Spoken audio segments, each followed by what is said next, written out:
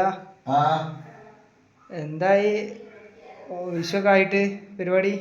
വിഷു എന്താ അളിയാ? നിങ്ങളെ നാട്ടില് വിഷു അല്ലേ? നമ്മളെ നാട്ടിലത്തെ അരിയല്ലേ ഇത്? ഗൾഫല്ലേ ഇത്? ഇവിടത്തെ വിഷു, ഇവിടെ ഓണം വിഷുവും ദീപാവലിയും ക്രിസ്മസ് ഒക്കെ ഉണ്ടോ? ഞങ്ങള് പണി ഉണ്ടെങ്കിൽ ഇവിടെ പണി എടുക്കുക, വെയിലും തീയും നോക്കാതെ.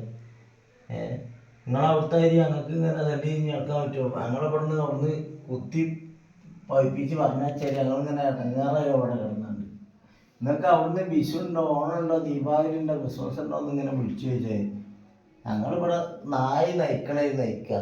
ഇപ്പം രാജേഷൊക്കെയാണ്, രാജേഷിൻ്റെ ഓൻ പോയോ? ഓനൊക്കെ നീച്ച് പോയിന്. കടും കളിയായിട്ടാണ് അളിയ അങ്ങോട്ട് നാട്ടിൽ ഗൾഫിൽ നിന്ന് വരുന്നത്. ഗൾഫിൽ വെച്ചാൽ ഇവിടെ നല്ല സുഖമാണ് വെച്ചിരിക്കുന്നത്. ഞങ്ങൾ ലീവിന് വരുമ്പോൾ അല്ലെങ്കിൽ അവിടുന്ന് ഒഴിവാക്കി വരുമ്പോൾ കരിപ്പൂർ താവളത്തിലും താമരശ്ശേരി താവളമില്ലേ, അല്ല താമരശ്ശേരി അല്ല നെടുമ്പാശ്ശേരി, അവിടെയൊക്കെ വരുമ്പോൾ നിങ്ങൾ വിചാരിച്ചു പിന്നെ ഞങ്ങളെല്ലാം മുതൽ ഇവിടുന്ന് ഗൾഫിൽ നിന്ന് നിധി വാങ്ങി കൊണ്ടുവന്ന് വരികയാണ്. ഞങ്ങളെന്ന് വെച്ചാൽ കടം കല്ലും തീർക്കാൻ വേണ്ടിയിട്ട് അങ്ങോട്ട് പോയത്. കല്യാണം കൂടാനും വിഷു ഓണമൊക്കെ കൂടാൻ ഞങ്ങൾക്ക് അത് താല്പര്യം അറിയാം. ഇതെന്താ പറയുക, കുടുങ്ങിയിട്ടാണ്. നിങ്ങളന്ന് ഒരു ട്രാവലറിൽ 17 ആൾ 21 ആൾക്കാരൊക്കെ ആയിട്ട് വരും. നമ്മളെ മറ്റേ അളിയൻ പേരുണ്ട് കേട്ടോ, മൂപ്പരെ കൂട്ടാൻ പറഞ്ഞിട്ട് പോരും. ആ ട്രാവലറിൻ്റെ പൈസ ഞാൻ കൊടുക്കണം. അറിയാം നിങ്ങൾക്ക്?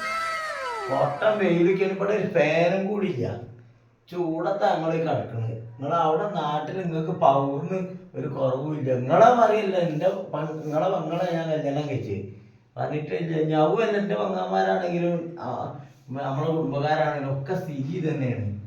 എന്നിട്ട് ഓണല്ലേ വിഷു ചോദിച്ചത് കടന്നുറങ്ങണ പിത്തനക്കാരെ കൊണ്ടും ഫോണാട്ടാക്കി തന്നെ ഇല്ല. പെണ്ണുങ്ങളെ പങ്ങളെ കാര്യം നിർത്താനും പാടില്ല, ഫോണാട്ടാക്കി.